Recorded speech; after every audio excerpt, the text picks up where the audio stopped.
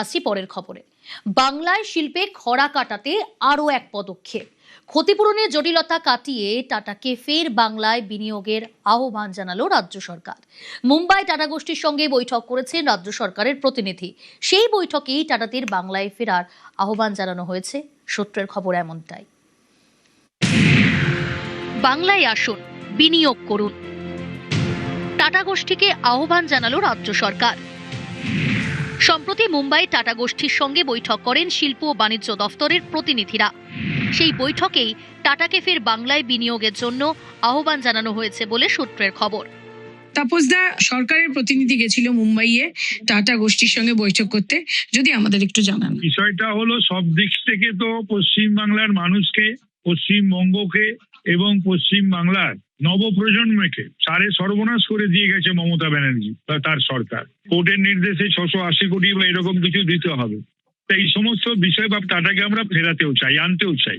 Tata কেন, tata সহ যারাই অপমানিত হয়েছে, এখান থেকে চলে গেছে, তাদের সকলকেই আমরা আবার পশ্চিমবাংলায় ফিরিয়ে আনতে চাইছি। মূলত ক্ষতিপূরণের টাকা দেওয়ার বদলে টাটাকে যদি এ রাজ্যেই অন্যত্র জমি দেওয়া যায় যেখানে টাটা বিনিয়োগ করতে আগ্রহী, সেই প্রস্তাব নিয়েও মুম্বাইয়ের এই বৈঠকে আলোচনা হয়েছে বলেই নবান্ন সূত্রে খবর। সব ঠিক থাকলে রাজ্যে খুব শীঘ্রই টাটা গোষ্ঠী আসতে চলেছে, অন্তত এই সম্ভাবনাই তৈরি হয়েছে। 2008 সিঙ্গুরে জমি অধিগ্রহণের বিরোধিতায় মমতা বন্দ্যোপাধ্যায়ের আন্দোলন। সিঙ্গুর ছাড়তে বাধ্য হয় টাটারা। আক্ষেপ করে রতন টাটা বলেছিলেন, ভেবেছিলাম মাথায় বন্দুক ঠেকালেও কারখানা সরাবো না, কিন্তু মিস ব্যানার্জি ট্রিগার টিপে দিলেন। মাটিতে মিশে যায় সিঙ্গুরের কারখানা, শেষ হয়ে যায় বাংলার তরুণ প্রজন্মের কর্মসংস্থানের স্বপ্ন। কারখানা না হওয়ায় টাটাকে 765 কোটি 78 লক্ষ টাকা ক্ষতিপূরণের নির্দেশ দিয়েছিল ট্রাইব্যুনাল। পালাবদলের পর এই নিয়ে আলোচনা করতে মুম্বাই টাটা গোষ্ঠীর সঙ্গে বৈঠক করেন পশ্চিমবঙ্গ সরকারের এক প্রতিনিধি। সূত্রের খবর, ক্ষতিপূরণ সংক্রান্ত জটিলতা কাটিয়ে নতুন উদ্যোগের আহ্বান জানানো হয়েছে রাজ্য সরকারের তরফে। টাটার সঙ্গে কথা বলতে আমাদের আধিকারিক গেছিলেন, যে কেস চলছে, যে টাকা আমাদের শুধু তো দেনায় আমরা ডুবে রয়েছি সব দিক থেকে। ওদিকে 8 লক্ষ কোটি, এদিকে টাটাকে দিতে হবে টাকা, আরো অনেককে টাকা দিতে হবে।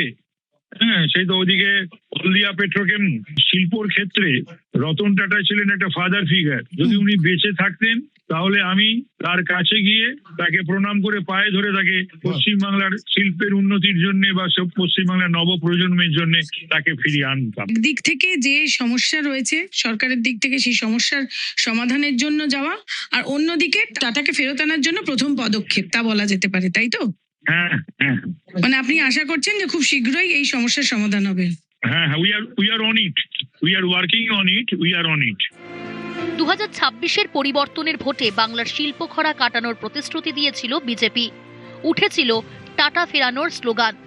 টাটা বাংলায় ফিরবেই, আমরা ফেরাবই, এটা আমাদের কাছে একটা চ্যালেঞ্জ। আমরা একটা বার্তা দিতে চাই যে পশ্চিমবঙ্গের কোনো শিল্পপতি ব্রাত্য নয়, রাজ্যের স্বার্থ কারোর ব্যক্তিগত ইগোর থেকে বেশি। সিঙ্গুরেই কি ফিরবে টাটা? টাটা যদি সিঙ্গুরে ফিরতে চায় ফিরবে, না হলে অন্য কোনো জায়গায় ফিরবে। স্থানটা বড় কথা না, টাটাকে ফেরানো একটা বার্তা দেওয়ার। পরিবর্তনের পরে বাংলার শিল্প সম্ভাবনাকে ট্র্যাকে ফেরাতে উদ্যোগী রাজ্য সরকার। একাধিক প্রস্তাব এসেছে, শিলান্যাসও হয়েছে।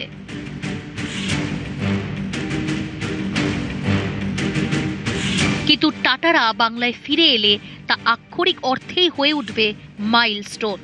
তাই টাটাদের ফেরানোর কথা বারবার শোনা গেছে মুখ্যমন্ত্রী ও শিল্পমন্ত্রীর মুখে।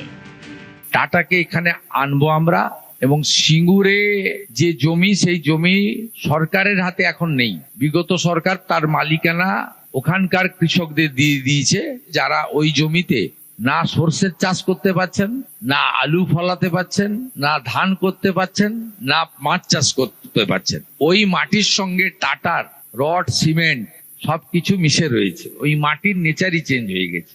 টাটাকে আনতেই হবে। আজকে রতন টাটা যদি বেঁচে থাকতেন, আমি প্রথম তার কাছে ছুটে যেতাম এবং তাকে আমি হাতে ধরে অনুরোধ করতাম। অনেক বয়োজ্যেষ্ঠ, প্রণাম করতেও আমার কোনো অসুবিধা ছিল না। এরকমই ইন্ডাস্ট্রিতে উনি একটা ফাদার ফিগার, যে আপনি চলুন।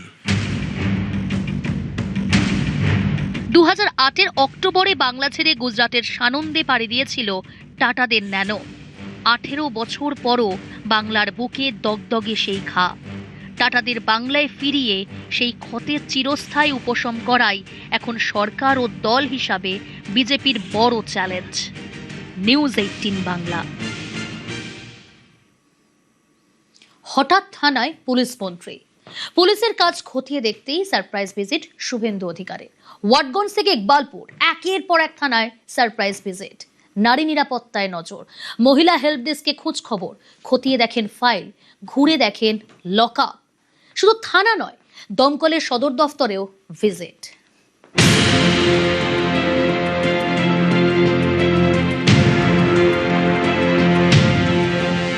কখনো থানা তো কখনো দমকল অফিস। সারপ্রাইজ ভিজিটে খোদ মুখ্যমন্ত্রী।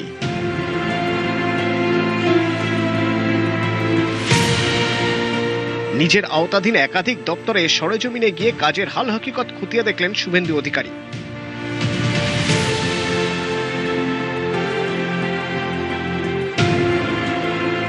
থানায় অভিযোগ নেওয়াই হোক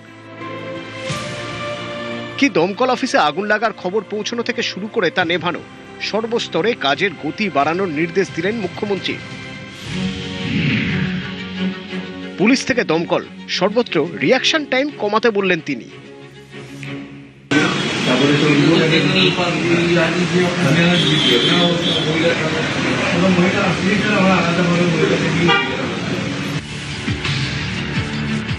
বুধবার দুপুরে নিজের ভবানীপুর বিধানসভা কেন্দ্রের আওতাধীন 2 থানা ওয়াটগঞ্জ ও ইকবালপুরে পৌঁছে যান মুখ্যমন্ত্রী।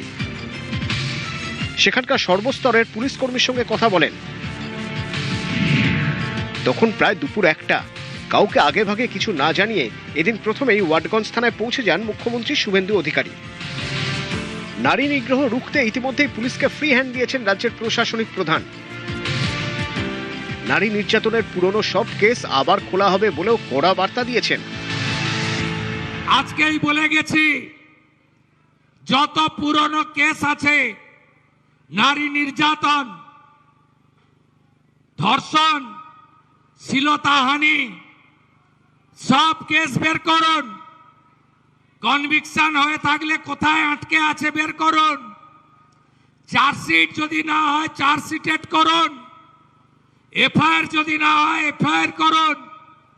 যদি শিশুকন্যা হয় পস্কো লাগান, ছাড়া হবে না কাউকে। ওয়াটগঞ্জ থানায় পৌঁছে এদিন প্রথমেই মহিলা হেল্প ডেস্কে যান শুভেন্দু অধিকারী। খতিয়ে দেখেন রেজিস্টার বুক, কত অভিযোগ জমা পড়েছে জানতে চান। থানায় হঠাৎ মুখ্যমন্ত্রীকে দেখে কিছুটা হকচকিয়ে যান পুলিশ কর্মীরা। তাঁদেরই কয়েকজন এগিয়ে এসে কিভাবে কাজ হচ্ছে তা বোঝাতে থাকেন। এরপর ওয়াটগঞ্জ থানা ডিউটি অফিসারের কাছে মুখ্যমন্ত্রী জানতে চান সামগ্রিকভাবে কত অভিযোগ জমা পড়েছে, কিভাবে কাজ হচ্ছে, থানায় কতজন কর্মী আছেন। ওয়াটগঞ্জ থানার অগ্নি নির্বাপন ব্যবস্থাও খতিয়ে দেখেন তিনি।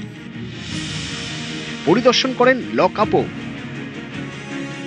প্রায় 15 মিনিট ওয়াটগঞ্জ থানায় থেকে দুপুর 1:15 নাগাদ 2 কিলোমিটার দূরের ইকবালপুর থানায় আচমকা পরিদর্শনে পৌঁছে যান মুখ্যমন্ত্রী। সেখানেও মহিলা হেল্প ডেস্ক কিভাবে কাজ করছে তা পুলিশ কর্মীদের থেকে জেনে নেন তিনি। নিজেই খতিয়ে দেখলেন ফাইলপত্র, কত অভিযোগ জমা পড়েছে, কারা রাউন্ডে আছেন, কিভাবে কাজ হচ্ছে, ইকবালপুর থানার পুলিশ আধিকারিকদের কাছে জানতে চান মুখ্যমন্ত্রী। প্রায় 10 মিনিট ইকবালপুর থানায় থেকে দুপুর 1:30 নাগাদ মুখ্যমন্ত্রী শীর্ষ কর্তাদের কাউকে কিছু না জানিয়ে শটান চলে যান দমকলের সদর দপ্তরে। ধর্মতলার ফ্রি স্কুল স্ট্রিটের অফিসে তখন সবাই অবাক।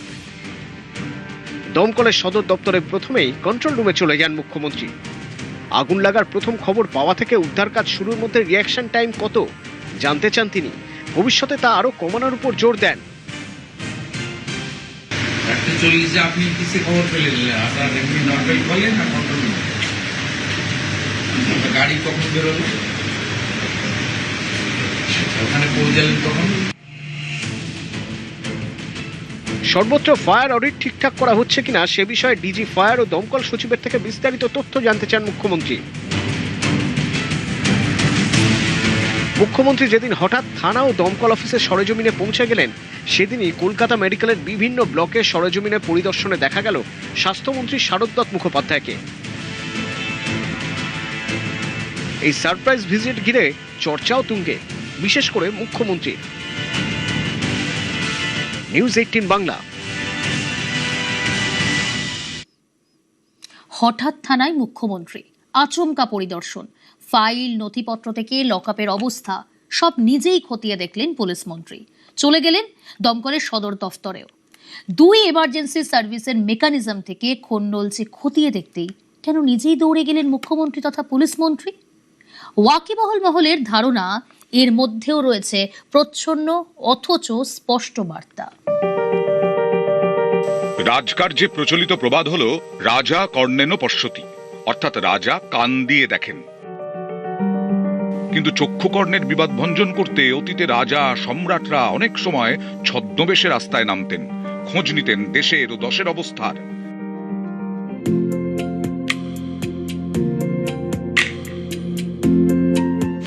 রাজতন্ত্র গেছে অনেক দিন, এসেছে গণতন্ত্র, কিন্তু প্রশাসনের কলকবজা যাচাই করতে প্রশাসনিক প্রধানের সরেজমিনে পরিদর্শনের রেওয়াজ আজও রয়ে গেছে।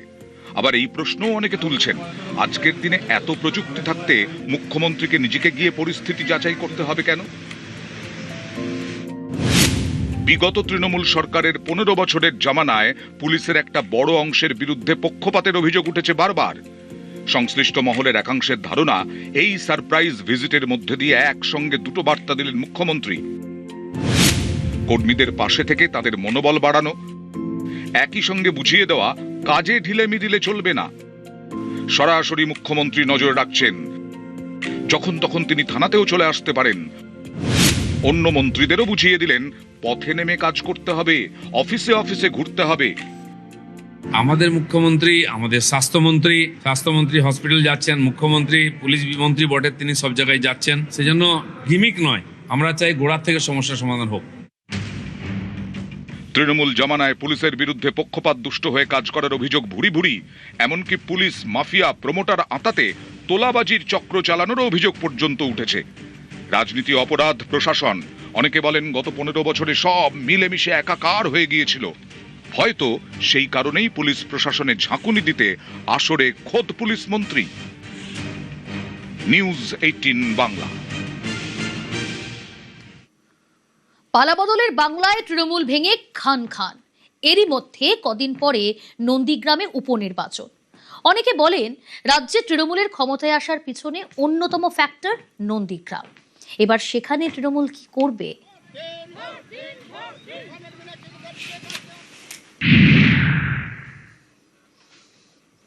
তৃণমূল হচ্ছে এখানে বর্তমান সিএম এর কাছে দুবার হারলো। পশ্চিমবাংলায় কোথায় কি তৃণমূল আছে আমার অত দরবার নেই, ল্যাংড়া করা যে কেউ হচ্ছে দাঁড়াতে পারে। আক্ষরিক অর্থে আছে নন্দীগ্রামে তৃণমূল মারা গেছে। টিকিটের দাবিদার কোনোদিন ছিলাম না এবং কারোর কাছে আমি গিয়ে লালায়িত হইনি, এখনো নয়। দল যদি দাঁড়াতে বলে উপনির্বাচনে, আমি দাঁড়াতে যাবো কেন? যখন সুখের সময় ছিল তখন আমাকে দাওনি। আজকের মরা নদীতে যদি বলে যে তোমাকে জল ভর্তি করতে হবে, আমার পক্ষে সম্ভব নয়।